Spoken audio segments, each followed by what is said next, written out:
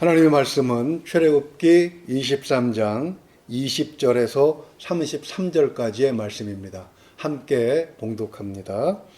내가 사자를 내 앞서 보내어 길에서 너를 보호하여 너를 내가 예비한 곳에 이르게 하리니 너희는 삼가 그의 목소리를 청종하고 그를 노엽게 하지 말라. 그가 너희의 허물을 용서하지 아니할 것은 내 이름이 그에게 있음이니라. 네가 그의 목소리를 잘 청종하고 내 모든 말대로 행하면 내가 내 원수에게 원수가 되고 내 대적에게 대적이 될지라.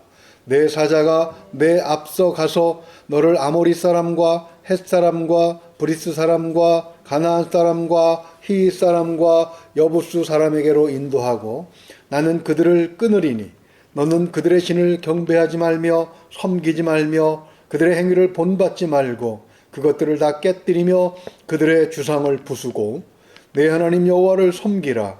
그리하면 여호와가 너희의 양식과 물에 복을 내리고 너희 중에서 병을 제하리니 내 나라에 낙태하는 자가 없고 임신하지 못하는 자가 없을 것이라.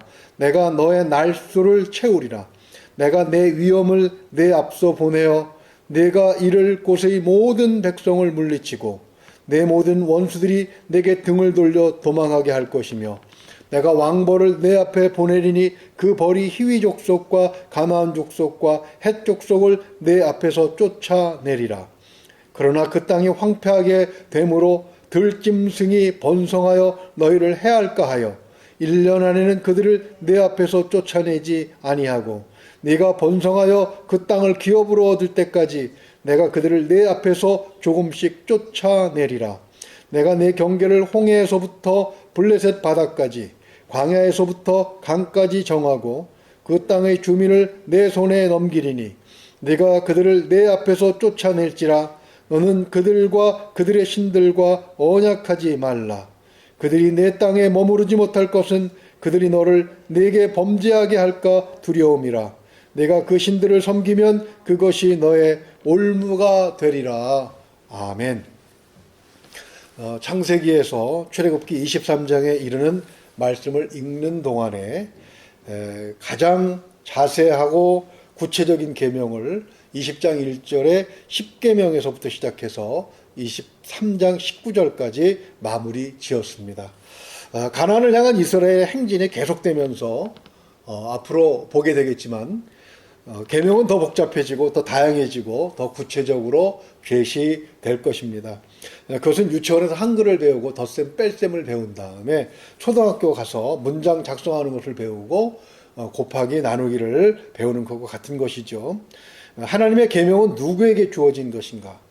지금 이 말씀이 어디서 주어지는지를 살펴보면 알 수가 있습니다. 19장 1절을 읽어드립니다. 이스라엘 자손이 애굽 땅을 떠난 지 3개월이 되던 날 그들이 시내 광야에 이르니라. 아멘. 하나님의 계명은 애굽 땅에서 노예 생활하는 자들에게 주어진 것이 아니지요. 해방되어서 광야로 나와서 만 2달을 지나 3개월째에 접어든 사람들에게 주신 것입니다. 이 계명을 왜 주신 것이겠습니까? 22절 한 절만을 먼저 살펴봅니다. 네가 그의 목소리를 잘 청종하고 내 모든 말대로 행하면 내가 내 원수에게 원수가 되고 내 대적에게 대적이 될지라. 아멘. 문장의 구성을 보면 조건절과 주절로 구성되어 있습니다.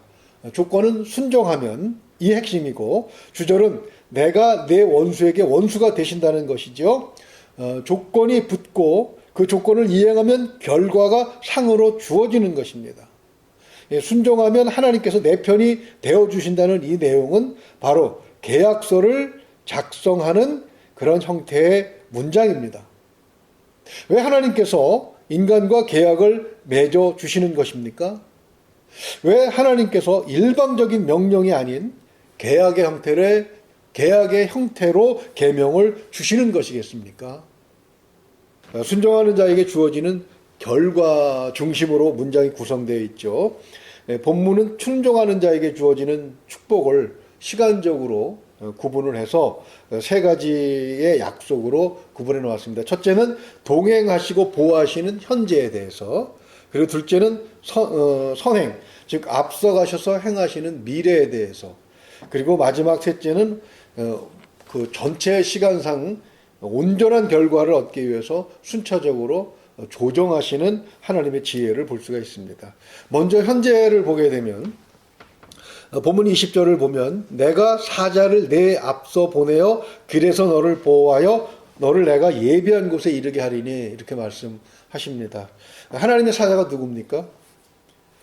지금 이스라엘과 동행하여 보호하고 계시는 이가 누구신지를 생각하면 바로 답이 나올 수 있겠지요. 이 본문 20절의 말씀은 13장 20절에서 22절에 있는 문구를 압축해서 제시해 놓으신 것입니다. 13장 20절을 보면 그들이 숫곳을 떠나 광야 끝 에담의 장막을 치니 여호와께서 그들 앞에서 가시며 낮에는 구름 기둥으로 그들의 길을 인도하시고 밤에는 불 기둥을 그들에게 비추사 낮이나 밤이나 진행하게 하시니 낮에는 구름 기둥 밤에는 불 기둥이 백성 앞에서 떠나지 아니하니라. 즉 하나님의 사자는 이런 모습으로 이스라엘 백성을 보호하는 다양한 형태로 이렇게 이스라엘과 함께 계시는 것을 볼 수가 있습니다. 이스라엘을 해방시키시고 홍해를 건너서 시내산으로 인도하신 분, 그러면서 불기둥과 구름기둥으로 보호하시고 인도하실 뿐만 아니라 한 가지 중요한 것은 말씀하신다는 것입니다. 그 말씀을 청정해야 되죠. 그렇지 않으면 너희의 허물을 용서하지 아니하신다고 21절에서 말씀하시죠. 왜냐하면 그 사자는 여호와의 이름으로 동행을 하고 계시는 것이기 때문에 그렇습니다. 보이지 않는 분이라고 해서 말씀을 듣지 아니하면 어떻게 됩니까? 그것은 여호와 하나님을 망령되이 일컫게 되는 것이죠. 이제 막 노예에서 해방된 이스라엘은 영적으로나 정치, 경제, 사회, 문화적으로 어린아이나 마찬가지입니다. 어린아이는 스스로 독립할 때까지 부모의 보호와 인도를 받아야 합니다. 어린아이가 때때로 자기 고집을 피우는 것을 봅니다. 요새 뭐 하나나 둘만 낳아놓으니까 너무 귀해가지고 해달라는 거 다 해주고 그러다 보니까 애가 자기만 하는 아주 이기적인 그런 바보가 되는 경우를 많이 볼 수가 있습니다. 근데 하나님은 그렇게 안 하세요. 따끔하게 꾸짖을 때는 꾸짖으시고 매가 필요할 때는 매를 드시고 그렇게 하시는 것, 그 이유가 무엇입니까? 그것이 바로 살리는 길이기 때문이죠. 어린아이를 그냥 놔두면 칼을 가지고 장난 놀다가 위험에 이르기도 하고, 저희 어렸을 때는 대부분 다 놔먹였기 때문에 그런 아이들이 굉장히 많았던 것 같습니다. 어느 날 친구가 앰뷸런스에 실려서 가서 다시는 돌아오지 못한 그런 길을 갔는데 분별력이 없다 보니까 그죠? 먹어서는 안 되는 것을 땅에서 주워 먹고 그만 독한 병에 걸려서 죽는 경우도 있습니다. 어린아이가 부모의 말을 듣는 것은 살 길이죠. 이스라엘이 지금 상황에서 하나님의 말씀을 듣는 것은 살 수 있는 유일한 길임을 이 말씀을 통해서 우리는 먼저 생각을 해봐야 되는 것입니다. 그 길에서 벗어날 때는 강하게 징계를 해서 다시는 그런 짓을 못하게 해야 합니다. 설명으로 해도 되지 않느냐? 근데 어린아이가 설명한다고 해서 알아들을 수 있겠습니까? 알아듣지 못할 때에는 강하게 규제할 수밖에 없는 것이죠. 바로 20절과 21절은 그 말씀을 하고 계시는 것입니다. 22절에서 3절, 28절까지는 선행하시는 미래, 즉 선행하셔서 이루시는 미래라고 제목을 한번 정해봤습니다. 23절에 보면 내 사자가 내 앞서 가서 이렇게 말씀하시면서 이스라엘이 가나안 땅에 들어가기 전에 가나안 땅에 있는 이 6 부족을 미리 힘을 쏙 빼놓으시겠다는 것입니다. 그죠? 이스라엘은 40년 동안 광야에 있는데 하나님은 먼저 가셔서 그들의 힘을 쏙 빼놔요. 이스라엘은 스스로 자기가 그 가나안 땅에 있는 자들을 쫓아낼 만한 힘이 없습니다. 왜 그렇습니까? 그들은 군대를 조직할 힘도 없고 그리고 스스로 정부를 만들 수 있는 그런 능력도 없습니다. 그래서 하나님께서 먼저 가서 그들의 힘을 빼놓으시겠다는 건데, 그러나 여호수아서를 보게 되면 여호수아가 군대를 조직해서 그들과 싸워 내쫓고 있습니다. 그러면 오늘 우리가 읽은 본문 말씀은 나중에 일어난 것과 괴리가 있지 않느냐 이렇게 생각해 볼 수도 있겠지요. 그럼 우리가 이것을 백신을 생각해 보면 알 수가 있습니다. 백신의 역할이 무엇입니까? 백신의 역할은 우리 몸의 항체가 감당할 수 있을 만큼 바이러스를 반쯤 죽여놓거나 아니면 완전히 죽여서 주사를 통해 우리 몸에 미리 주입하는 거죠. 그래서 우리 몸의 항체가 그것을 이기게 하고 또 이겼다는 그런 경험을 가지고 진짜 싱싱한 바이러스가 들어왔을 때 그것을 물리칠 수 있게 하는 그런 목적이 바로 백신이죠. 코로나19 백신이 2월 말쯤에 들어와서 3월서부터 아마 접종이 시작될 수 있을 것 같습니다. 접종 순서를 보게 되니까 의료진이 먼저 맞고 그 다음에 이제 연로하신 순서대로 그렇게 맞게 되는 것 같은데 그렇게 되면 이 지긋지긋한 재앙도 곧 끝날 것 같습니다. 하여튼 조금만 참으면 되는데 말이 좀 빗나갔네요. 아무튼 그러면 하나님께서 어떻게 그들의 힘을 빼놓으셨는가? 여호수아 5장 1절을 보게 되면 한 가지 방법이 있습니다. 요단 서쪽의 아모리 사람의 모든 왕들과 해변의 가나안 사람의 모든 왕들이 여호와께서 요단 물을 이스라엘 자손들 앞에서 말리시고 우리를 건너게 하셨음을 듣고 마음이 녹았고 이스라엘 자손들 때문에 정신을 잃었더라. 이렇게 말씀합니다. 즉 다시 말해서 이미 가나안 부족들은 전쟁을 해보기도 전에 소문만 듣고 어때요?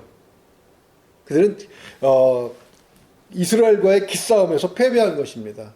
이 권투 경기를 보면 여자들은 잘 안 보죠. 권투 경기를 딱 보게 되면 먼저 주먹으로 막 치고받고 하기 전에 먼저 눈싸움부터 하는 것을 볼 수가 있습니다. 그래서 상대방의 기를 죽여놓으려고 그렇게 하고 시작을 해요. 근데 벌써 눈에 이 힘이 빠진 사람은 결국은 지고 말더라고요.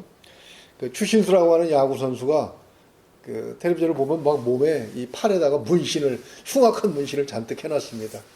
그것을 봤을 때 제가 이거 나이도 벌써 30이 넘어가지고 아이가 셋이나 되는데 참 철딱선이 없다. 저는 그렇게 생각을 했거든요. 그런데 인터뷰 하는 것을 들어보니까 공을 던지는 사람과 치는 사람이 기싸움을 한답니다. 그래서 몸에다가 이상한 짓을 해가지고 상대방의 기를 죽인다는 거죠. 그래서 기가 죽는지 안 죽는지 잘 모르겠습니다만 아무튼 그런 것들도 뭔가 투쟁을 할 때 상대방의 기를 죽이기 위해서 하는 그런 일이라는 것이죠. 즉 하나님께서는 소문만으로 가나안 땅의 이 부족들의 힘을 빼놓으신 거예요. 이스라엘은 그들을 감당할 수 있는 힘이 없었습니다. 군대 겨우 40년 해방돼 가지고 어떤 힘이 있었겠습니까? 그렇게 힘이 빠진 자들을 마치 추수가 끝난 논에서 떨어진 나달 줍듯이 그렇게 죽게 하신 것이죠. 또 여러 가지 방법이 있지만 오늘은 시간상 그거 한 가지만 보도록 하겠습니다. 이스라엘이 광야에서 물이 없다, 고기가 없다, 무슨 후추가 없다, 이러면서 불평할 때 하나님이 어떤 일을 하셨습니까? 먼저 가셔서 그들의 길을 다 빼놓으시고, 그들의 힘을 빼놓으시고, 가서 죽기만 하면 될 정도로 그렇게 만들어 놓으신 것이죠.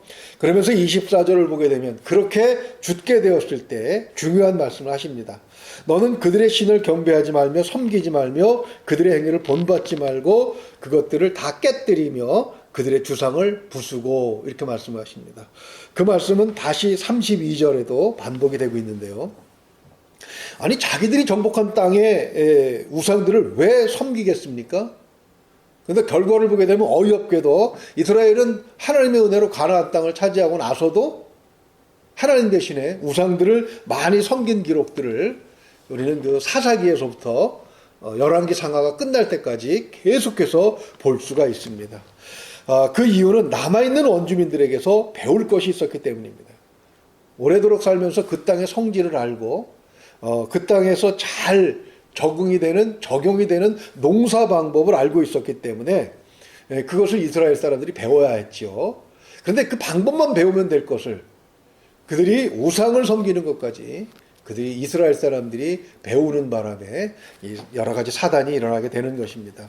그것하고 이제 29절 이하의 말씀하고 연결이 되는데 29절 말씀을 보게 되면 그러나 그 땅이 황폐하게 되므로 들짐승이 번성하여 너희를 해할까요? 1년 안에는 그들을 내쫓지 않겠다.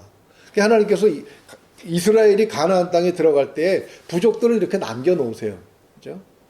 이스라엘 사람들이 겁이 나서 물리치지 못한 자들도 있고 또 속아서 남겨놓은 자들도 있는데 아무튼 그것은 하나님의 계획 안에 있었다고 오늘 본문 29절이 말씀하고 있습니다. 그러니까 온전한 결과, 가나안 땅을 다 얻기 위해서는 가나안 땅을 다스릴 수 있는 법을 알아야 되는데 그것을 아는 자들을 남겨놓으시고 또 그것을 지켜온 자들로부터 짐승을 막아내는 방법 이런 것들을 배우게 하시기 위해서 남겨놓으셨던 것입니다. 그럼에도 불구하고 우리가 기도하고 응답을 받았을 때 석연치 않을 때가 많이 있습니다. 분명히 응답은 받았는데 딱 결과를 보니까 이게 완전한 결과로 내 손에 딱 주어지잖아요. 하나님, 내가 지금 1억 원이 필요합니다 라고 기도했다고 한번 생각을 해보시죠. 그런데 하나님께서 얼마를 주시냐면 1,000만 원밖에 안 주시는 겁니다. 근데 하나님이 살아계시는가? 이게 기도 응답이야? 라고 우리는 의혹을 가질 수밖에 없겠죠. 그러나 오늘 말씀을 보게 되면 1억을 바로 주셨을 때 감당할 수가 없게 되는 것입니다. 그래서 감당할 수 있을 만큼 조금씩 주시면서 최종적으로 그것을 다 갖게 되었을 때 능히 그것을 다룰 수 있게 되는 그런 상황까지를 하나님께서 고려하신다는 사실을 볼 수가 있는 것이죠. 대학의 교수가 실력이 없어서 5살짜리 아이에게 미적분을 가르치지 못하는 게 아니지요. 교수는 알고 있는 것을 아이가 이해할 수 있는 능력이 없기 때문에 못 가르치는 것입니다. 아이는 그럼 어떻게 해야 됩니까? 유치원에서 유치원 선생님에게 덧셈 뺄셈부터 배우고 그 다음에 초등학교 중고등학교를 거친 다음에 대학에 들어가서 비로소 그것을 배우게 되는 것이죠. 그래서 앞에서도 말씀드렸습니다만 요즘 부모님들이 하나나 둘만 낳아서 아이들에게 정성을 쏟다 보니까 또 기대도 많이 큰 것 같아요. 많이 투자를 하다 보면. 그래서 어린아이들에게 너무 많은 것을 가르치다가 아이가 그만 공부 자체를 싫어하게 되는 그런 경우도 제가 본 적이 있습니다. 이게 참 미련한 것 같아요. 5살짜리 아이에게는 5살만큼만 가르치면 되고 좀 똑똑하다 싶으면 좀 더 가르치면 되는데 그냥 너도 나도 모든 아이가 다 차이가 있는 것이고 특징이 있는 것인데 그냥 똑같이 막 밀어붙이다가 제가 아는 어떤 아이는 그 감당을 못 해가지고 여러 가지 안 좋은 증상들을 보이는 것을 봤습니다. 참 안타까운데 하나님은 그렇게 미련하신 분이 아니시죠. 기도하고 응답받은 무엇인가가 완전하지 않을 때 우리는 하나님이 불완전하신 것이 아니라 하나님이 무능하신 것이 아니라 우리가 불완전하기 때문임을 우리는 명심해야 되는 것입니다. 바로 이렇게 하나님께서는 시간을 따라 하나님의 말씀을 청종하고 그리고 순종할 때에 그리고 다른 것들 바라보지 않을 때에 하나님께서는 많은 복을 주시겠다고 하셨습니다. 대적 앞에서 내 편이 되어 주시겠다고 하셨고 여호와만 섬겼을 때 여기 28절에 보게 되면 심지어는 왕보를 이용하셔서도 강한 적들을 내쫓으시고 또 양식과 물에 25절을 보게 되면 양식과 물에도 복을 주시고 병에도 걸리지 않게 하시고 낙태하는 자도 없게 하시고 뭐 이렇게 여러 가지 날수 즉 제 명대로 살게 해주시겠다고 그렇게 말씀을 하고 계십니다. 이것은 앞에서 말씀드린 것처럼 구원 받은 자들에게 주신 약속입니다. 그러니까 구원 받은 자임에도 불구하고 청종하지 않고 순종하지 않을 때는 이 복을 누립니까 못 누립니까? 누리지 못한다고 분명하게 말씀하고 있는 것이죠. 구원받지 못해서가 아니라 구원받은 자로서 온전하게 살지 못했기 때문에 복을 누리지 못하고 전전긍긍하면서 사는 그런 삶을 살게 되는 것입니다. 어떤 구원을 받을 것인가? 구원받은 자에게 주시는 복을 다 누리는 그런 구원받은 자로 살기를 주님의 이름으로 축원을 드립니다. 기도하겠습니다. 은혜로우신 우리 아버지 하나님 감사합니다. 하나님께서는 계명을 아무에게나 막 주시는 것이 아니라 구원받은 자에게 주셨음을 말씀을 통해서 다시 한번 확인하게 하시고 구원받은 것으로 끝나는 것이 아니라 구원받은 자로 받을 복이 있다는 사실을 가르쳐 주시면서 그 복을 어떻게 해야 받는지를 또 가르쳐 주시니 감사합니다. 하나님의 말씀에 귀를 기울이게 하시고 또 그 말씀을 따라 순종하는 자가 되게 하시며 어떤 상황에서도 하나님을 믿고 의지하는 그 마음을 버리지 않는 그 믿음을 포기하지 않는 그런 삶을 살아갈 수 있도록 우리를 지혜롭게 하여 주시옵소서. 그래야 하나님께서 현재와 미래 그리고 모든 시간을 통틀어 완전하게 우리에게 주시는 모든 것들을 누리는 구원받은 자의 삶을 살기를 소망합니다. 하나님, 최종적으로 하나님께서 약속하신 천국을 바라보면서 그 천국을 누릴 때까지도 이 땅에 있으면서도 하나님이 주시는 복 가운데서 천국을 누리며 사는 우리가 되게 하여 주시옵소서. 믿고 의지하며 우리 주 예수 그리스도 이름으로 감사하며 기도하옵나이다. 아멘.